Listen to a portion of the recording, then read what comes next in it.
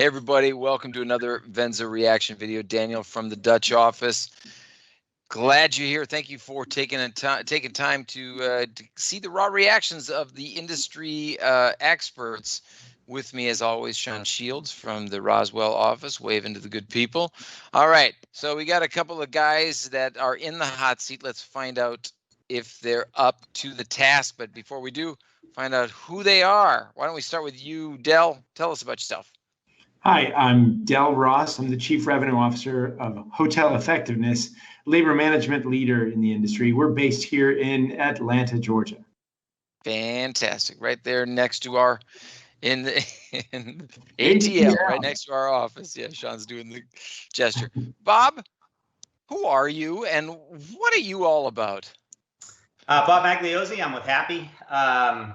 We provide middleware and data hub solutions for hotels. We also provide solutions around the Salesforce.com platform. Fantastic. Glad to have you, Bob and Del. All right, so you guys know how this works. Sean's going to share an article. Don't worry about scanning the detail. I'm going to ask you a question about it. So I don't know if you guys saw this in the news. It was, I guess, J.P. Morgan last week, and today was Bank of America. So bank bosses want to return to the office. So this article, I think, was specifically talking about, well, it was a Bank of America said everybody that has been working remote has got to be back in the office by following Labor Day. From Bank of America. So my question to you guys, hospitality corporate, do you suspect that they will expect to move all their staff to back on site, or will there be a kind of a hybrid model? Hospitality corporate, what are your thoughts, Bob? Yeah, I think it's going to be, I would be surprised if a lot of companies think that they're going to go 100% back to everybody in the office, that scenario again, just given the circumstances and given the fact that I think, what's happened with COVID has kind of proven out that technology can provide the ability to manage a remote workforce. So I don't think it's going to be a full 100% back expectation. Some will, I think everybody's different, but I think it's going to be more of a hybrid scenario. Obviously there's a big gap in face-to-face, being around folks, having physical meetings where you're in front of folks and with folks, and you can chase people down when you want to get stuff done and all of that physically. I enjoyed that myself. I always looked at myself as not a great remote employee, though I've adjusted accordingly. So I like to be in the office. I would have no problem going back. Yeah, I think it's going to be more of a hybrid model. That's what I think is going to be expected, more than 100% everybody back. Yeah. Del? I think Goldman is tone deaf. They've missed out. Now, I was an old schooler, and I was like, yeah, working from home. Are you really working, or are you just like not wanting to come in? And COVID taught me a lesson, right? It actually worked pretty well. We were able to get a lot done. We actually grew last year, weirdly enough, and it was fine. We did miss out on some stuff, the casual interactions and really important new developments and ideas and solutions that come out of unplanned interactions with people, that being physical happens. So we're now back 2 days a week. We're asking everybody to come back 2 days a week, and we think we will never get back to everyone being back 5 days a week. We give the option. We don't want to. Has the nice benefit that we don't need as much space as we thought we would need. Yeah. We can actually accommodate quite a bit of growth with the space we have right now. People are not so fussy about the office, and so they can do this. The other thing I'll tell you, for our industry, this has created a whole new wonderful type of travel. We used to talk about bleisure, which was this business travelers stretching into the weekend. That was nice, but it didn't happen that often.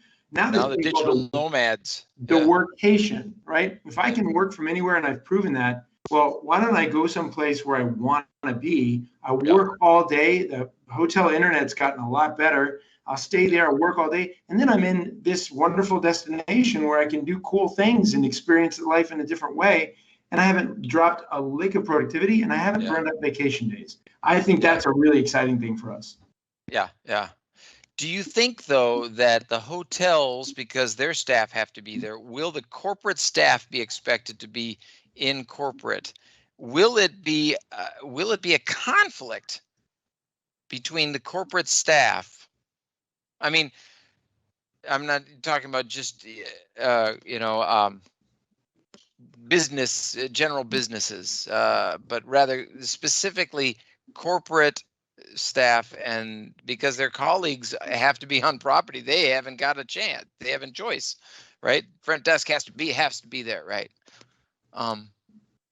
Yeah, look. There's no being virtual in a people-powered business like hotels. Yeah, right. You really can't get around that. And do I think there's a conflict? No, because the truth is, everybody above property is hotel support. This is the way Home Depot calls corporate office store support. We're actually hotel support, and as long as we're giving them the services and support they need so that they can deliver against their core mission, we'll be fine.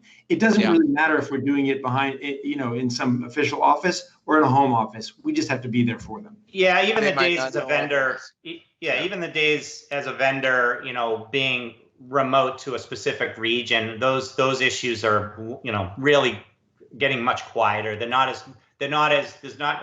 Hotels aren't as concerned about where a technology company is located, as long as they have the right tools and the right approach and the right team, et cetera. So, I agree wholly there with Dell that, it's not as big a deal. It won't be a big deal. It won't be conflict. Yeah. I think the comment about JP Morgan and these banks saying everybody in the office being tone deaf, as you'd mentioned, Dell, I think it's spot on, especially when we're talking about trying to attract talent, trying to attract diversity. The demand of having everybody in the office is going to cut out a sizable amount of the workforce that needs it, in their life. Predominantly the demands to be in office historically has affected women, for example, more negatively than men. You want to have diversity in your from your talent pool. Having a gotta be in the office kind of rule seems to be just flies in the face of that. Well, that's right. Plus, we're in a multi-decade war on talent, right? Where there's tons of competition, and up until now, we've needed people to be present. So I have to find the best people and get them to come to me, right?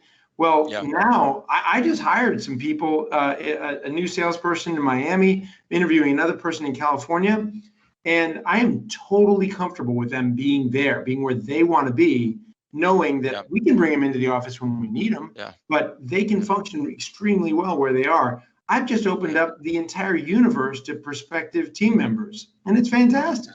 Yeah, at the end of the day, good talent, real people that are motivated, that want to get the job done, they'll work from anywhere and they'll be successful. So, Happy certainly doesn't care about where somebody's located. We just want good talent. We have talent spread out all over the world. So, I think we've done a nice job there. So we have a really small footprint here in Florida, but we have footprints everywhere, really. I'd say in, probably 20 states or so, and then Europe and Russia and in Asia. So, we have the world covered pretty well. And again, everybody's pretty much remote. I'm getting the sense from you guys. Go ahead.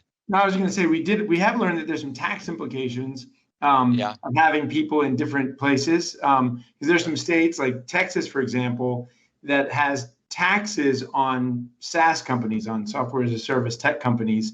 If you have Nexus there, and having employees in Texas gives you Nexus, so suddenly all of our revenues, our fees are taxed.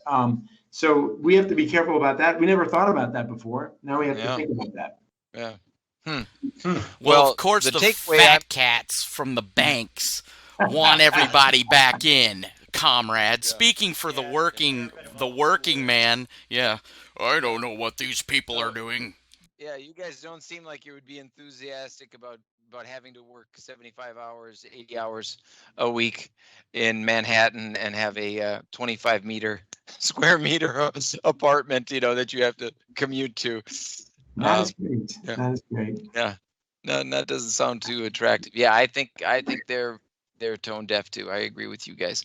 Well, thanks so much for this conversation, fellas, and thanks everybody out there listening to this reaction video.